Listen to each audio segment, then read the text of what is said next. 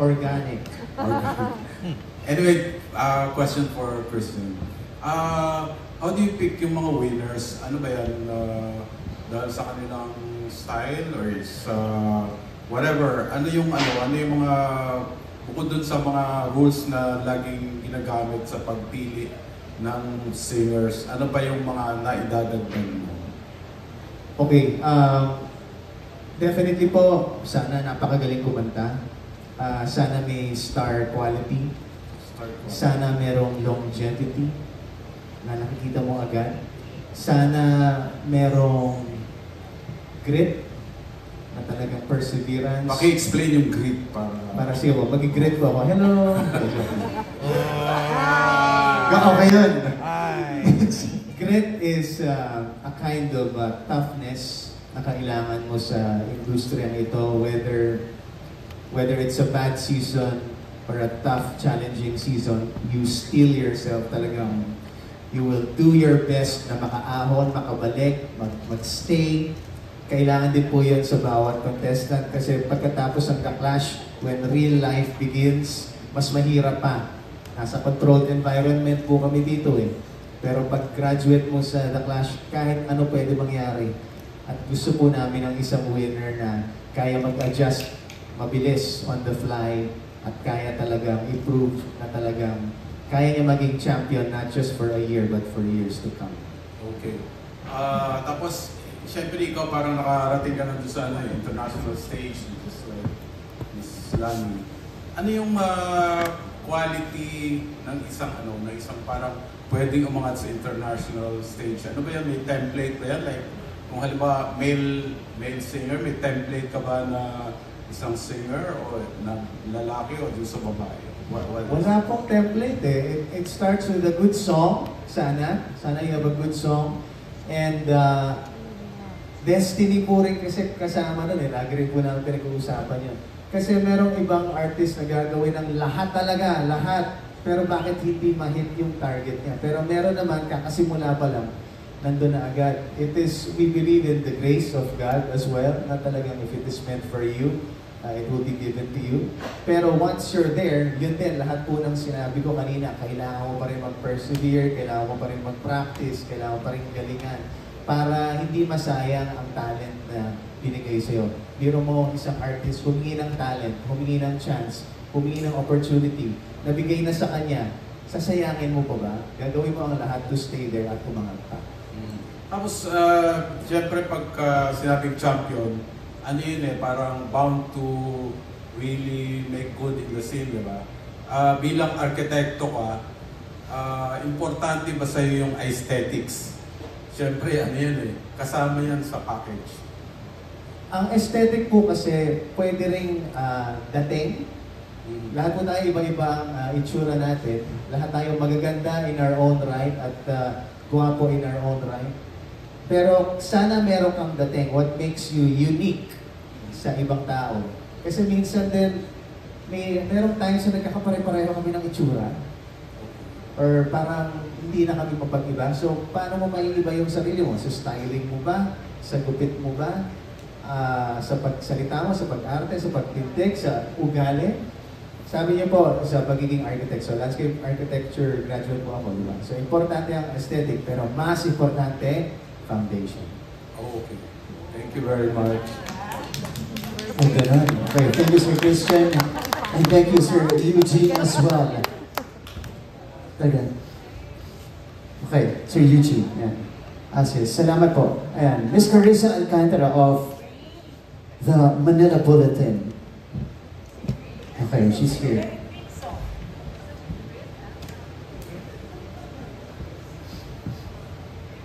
Hello. First of all, congratulations. My question is for Ms. Julie. First of all, congrats on this new season. My question is, what made you say yes to becoming the Clash Master again with Raven for this season? Of course, sobrang saya ko. Because last year kasi wala eh, but this year nung nalaman namin na magkakaroon ulit ng The Clash talagang it's such a great opportunity because parang na kasi kami talagang pamilya dito eh. Kumbaga parang 6 na taon namin binuo itong show. And to be part of those 5 years, sobrang laking pananalig po sa akin. Because it's something also very, very close to my heart kasi galing ako ng isang singing competition. So, to host it, or maging isa sa members ng cast ng The Clash, talagang sobrang napakalaking opportunity talaga nito. Parang, it reminds me of the good old days na nasa singing competition pa ako noon. So, very nostalgic because nakikita ko yung mga Clashers na talagang sabik sila na makuha at marating yung mga pangarap nila. And ipapasalamat kami of course sa GMA because nag-produce sila ng ganitong klaseng show to give opportunities para sa lahat ng mga nangangarap at sa lahat ng mga gusto maging performer, maging singer. And pwede nilang itong magamit ngayon yung platform na ito para of course to become professionals, to become, you know, great sa kanilang ginagawa or sa craft nila. Yeah, sobrang grateful, sobrang happy, and we're just very, very excited for this season because madaming mga twists, madaming mga mechanics na medyo bago, of course, may bago kaming set, and so much things to look forward to for this season. The second question is, isang nasa other sing concert, The Voice, so back to back siya. So, how was the experience working on this two, and paano mo nababalance yung schedule? Oh, wow. Of course, kailangan talaga ng time management. Para sa akin, hindi naman siya ganun mahirap because I really love what I do. And since nasa field of music naman pareho, parang hindi naman siya sobrang magkaibang roles, although different roles. Kasi yung isa, as a coach ako, yung isa naman as a host. So, ako as a host, hindi naman ako pwedeng basta-basta mag-comment because it's the Clash panel who has to comment and give feedback to the Clashers. As a coach naman, parang doon naman ako bumabawi. Parang doon ko na-impart yung mga natututunan ko sa ibang tao, which I also love doing because I also love to, you know, parang share kung ano man yung mga naging experiences ko, yung mga na-experiences ko here sa industry. So, both roles, but like both as a host and as a coach, sobrang napaka-importante, napakalaking bagay po sa akin ito, and kino-consider ko siya na milestone sa aking career. Thank you, and congrats. Thank you so much. Thank you, Ms. Carissa. Next we have Ms. Jessica Evangelista of Inquirer.net. Congratulations to all of you po. My question po is for Sir Raver. Since 2019 po, the Clash Master ka na. So, what's your favorite part about being one po? And like, may mga discovers ka pa po ba sa sarili niyo na na-discover niyo along the way po? For me, dalawang bagay. Yung una ay yung experience na makakita ka ng world-class talent mula sa mga Clashers, and yung alam mong lalabas sila sa show na to na isang superstar na singer. I believe na ganun yung napoproduce ng The Clash. And yung pangalawa is yung the overall feeling na maging Clash Master ulit. Dahil sa The Clash, sila yung nagbigay sa akin ng... Dahil sa kanila naging host ako. And hindi ko makakalimutan yun. Parang kailan lang naalala ko, sabi ni Miss Ruth na, River, daan ka sa audition ng The Clash. Parang galing ako sa Studio 7 pa that time. And then dumaan ako doon, tapos the rest was history. And after nun, 5 seasons ko na itong ginagawa. 5 years na po ako sa GMA, and thankful po ako sa GMA na pinagkatiwalaan na ako as Clash Master. And for me, yun yung best experience para sa akin. In your own words for understanding, what is the, parang ano po yung naging mga importance ng mga talent competitions like this one, like the Clash po? Sobrang importante. Kasi isa siyang venue upang makilala yung mga artist na hindi pa natutuklasan na sobrang galing. Kasi ang mga Pilipino magaling talaga na singer. And for me, ang music kasi lasts a lifetime. And naniniwala ako na isa sa mga Clashers ay pwedeng gumawa ng musika na pwedeng tumagal a lifetime. And naniniwala ko na lalabas sa The Clash yun. Kasi nakaka-proud yung mga champions na na-produce ng The Clash. Yung growth nila as an artist, ibang level na. So, this season, excited na naman kami na mag-start na yung laban nila. Thank you so much. Thank you, Miss Jessica. And we have one more from our media friends. So let's have Sir Neil Ramos of Tempo. Sir Neil. Salamat, Sir Martin. Ang aking question sana para sa mga ehekutibo ng show na to. Magandang hapon po. Parang gamot. Naparating bagay, no? 6 years na po yung show. And obviously, it's very successful and very popular pa rin po. No? Pero are there any other reasons po sa ating pagpapatuloy na itong show na to after 6 years po?